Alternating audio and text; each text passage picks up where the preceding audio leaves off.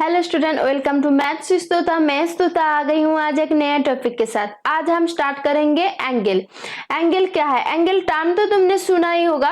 अब देखो क्या है, कब फॉर्म होता है वो आज हम सीखेंगे। दो रे, देखो एक रे है, देखो दो रे जब मीट कर रहा है तब एक एंगल फॉर्म हो रहा है, ठीक है। और कब होता है? दो लाइन और लाइन सेगमेंट जब इंटरसेक्ट करता है, देखो ऐसे ऐसे करके दो लाइन इंटरसेक्ट कर गया तब क्या होता है? एंगल फॉर्म होता है। एक एंगल है, एक एंगल है। तो दो रे मीट करने से एंगल होता है, दो लाइन और लाइन सेगमेंट क्या होता है? इंटरसेक्ट करने से एंगल फॉर्म होता है। अब चलो क्या क्या है एंगल में देख लेते हैं। देखो ये क्या है, इसको हम बोलते हैं एंगल का वर्टेक्स। ओके, वर्टेक्स, इसको हम बोलते हैं वर्टेक्स। और ये दो रे है, इसको हम क्या बोलते हैं? आर्म। ओके, तो क्या है, देखो ए एंगल हो गया, ए एंगल का ए है आर्म, ए दो आर्म एंड ए है वर्टेक्स। अब चलो डेफिनेशन क्या है हम देख लेते हैं। An angle is formed when two rays meet at a common point called vertex. तो वर्टेक्स क्या हुआ? देखो वर्टेक्स हो गया हमारा ए पॉइंट, ठीक है।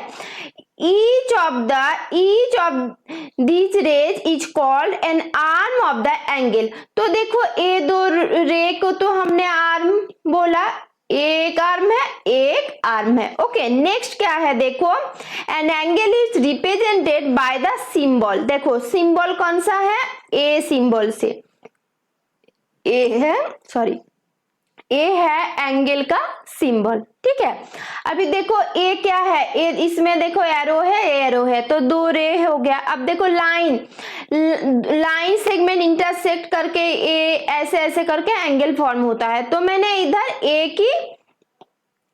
की साइड लिया, एक लाइन सेगमेंट है, एक लाइन सेगमेंट है, तो इंटरसेक्ट कर गया इस पॉइंट में, तो एक एंगल फॉर्म हो गया।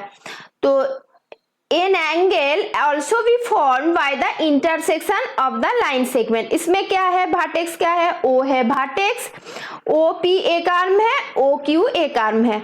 तो ये जो एंगल हो गया, तो इस एंगल को हम कैसे लिखेंगे? देखो इसको हम O एंगल भी बोल सकते हैं, और क्या बोल सकते हैं?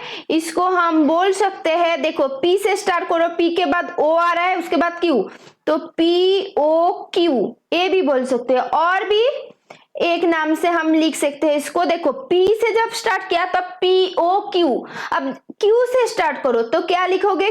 Q then O then P।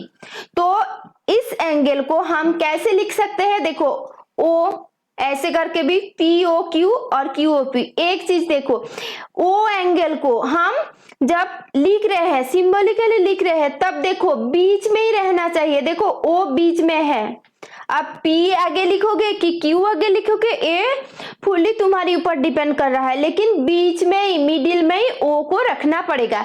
इसमें क्या है, देखो इसमें भी सेम ही है, तो O को सेम ही नाम है POQ, और इसको हम QOP और O ऐसे लिख सकते हैं, ठीक है। अब नेक्स्ट क्या है, देखो इंटीरियर ऑफ एन एंगल। हमने क्या पढ़ाई करके आए हैं? काप का इंटीरियर, एक्सटीरियर, ऑन और बाउंड्री, ऑन द बाउंड्री ऐसे पढ़ के आए हैं।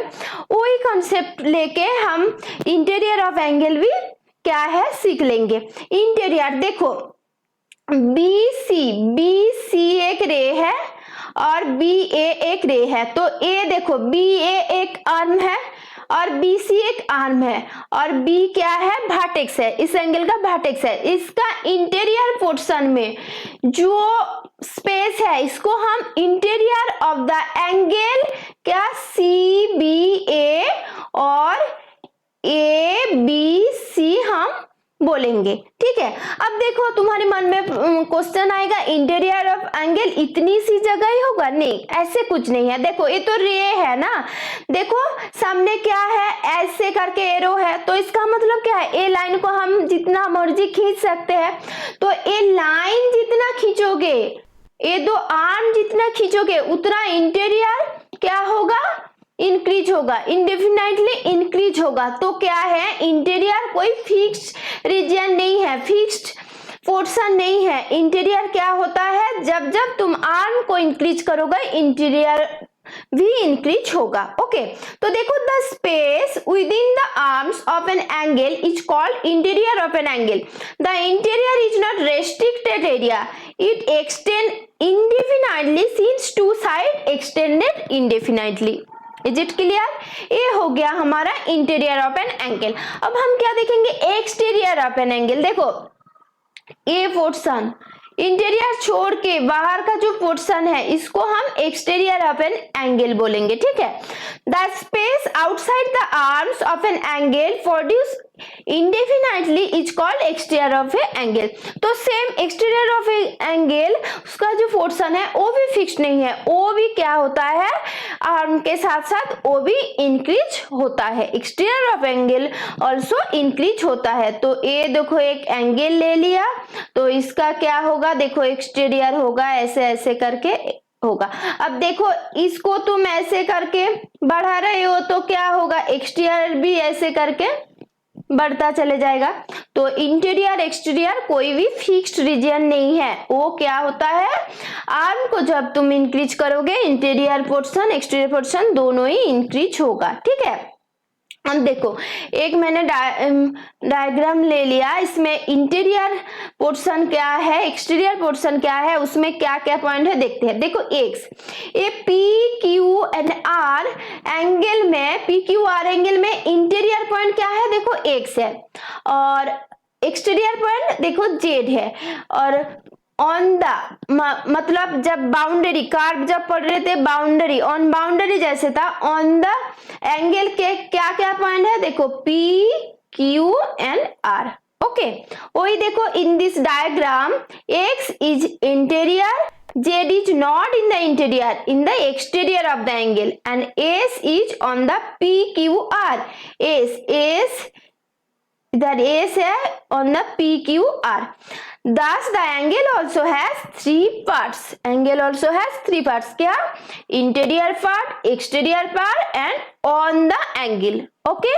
इसके साथ हमारा इंटीरियर एक्सटीरियर कंप्लीट हो गया। अब नेक्स्ट क्या है, नेक्स्ट टॉपिक है एडजेसेंट एंगल। एडजेसेंट एंगल क्या है, देखो एडजेसेंट साइड हमने पढ़ के आए हैं, एडजेसेंट वर्टेक्स पढ़ के आए हैं। एडजेसेंट मतलब कि लगातार, नेक्स्ट टू, ऐसे, ठीक है एडजेसेंट। तो देखो ये एक एंगल मैंने ले लिया, इसके साथ इस आर्म को यूज करके और एक एंगल ले लिया, तो देखो ये क्या हो गया, ए लाइन क्या हो गया, कॉमन हो गया, ए आर्म कॉमन हो गया। तो ये दोनों एंगल को जब एक कॉमन आर्म हो गया तो ये दोनों एंगल को हम एडजेसेंट एंगल बोलेंगे, एक दूसरे का एडजेसेंट एंगल है, ठीक है। तो डेफिनेशन चलो देखते हैं क्या है, एक क्लियर कर लेते हैं। Two angles which have a common arm, a common vertex, देखो ए है कॉमन आर्म, ए दो एंगल का कॉमन वर्टेक्स है P, okay. Common vertex and lie on the either side of the common arm are called adjacent angle. अब देखो इसको नाम क्या है, देखो ए क्या है, APB, ए एंगल के नाम है APB, इसका नाम क्या होगा CPP, देखो CPB। तो angle APB and angle CPB are adjacent angle as they have common arm, और कॉमन आर्म का नाम क्या है, देखो PP, इसलिए PB, कॉमन आर्म PB के ऊपर कैसे साइन होगा, PB के ऊपर होगा रे का साइन, ओके, PB के ऊपर रे का साइन होगा। तो इसके साथ हमारा एंगल कंप्लीट होता है। नेक्स्ट वीडियो में हम 4.3 एक्सरसाइज स्टार्ट करेंगे।